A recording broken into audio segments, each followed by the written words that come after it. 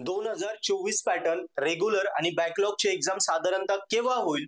आणि दुसरा, दोन्ही पॅटर्नचे पेपर बॅकलॉग आणि रेग्युलरचे पेपर सोबत राहतील का वेगवेगळ्या वेळी होतील? आणि तिसरा, दोन्ही बॅकलॉग आणि रेग्युलर 24 पॅटर्नचे जे पेपर आहेत ते वेगवेगळे असतात की सेम असतात? तर मित्रांनो, तिन्ही प्रश्नांची उत्तर देतो. पहिलं तर फर्स्ट इयर रेग्युलर आणि बॅकलॉग 2024 पॅटर्नची एक्झाम ही डिसेंबर मध्ये होईल तुमची, हे क्लिअर आहे. दुसरं, बॅकलॉग 2024 पॅटर्न रेग्युलर आणि बॅकलॉग 2024 पॅटर्न बॅकलॉग यांचे पेपर वेगवेगळे होतील का सेपरेट होतील?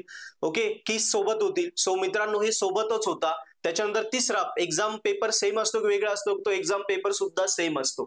म्हणजे जे रेग्युलरचे आता 2024 पॅटर्नचे मुलं आहेत त्यांचा पेपर आणि बॅकलॉग 2024 पॅटर्नच्या मुलांचा पेपर एक्झॅक्ट सेम असतो, एकाच वेळी होता, वेगवेगळ्या वेळी होत नाही. क्लिअर झालं? सो अजून काही डाऊट असेल कमेंटमध्ये लिहा. आणि मित्रांनो, फर्स्ट इयरच्या सगळ्या विषयांचे video lecture courses, solve paper note सगळं आपल्या पर्पल ॲड ॲपवर स्टडी मटेरियल अवेलेबल आहे.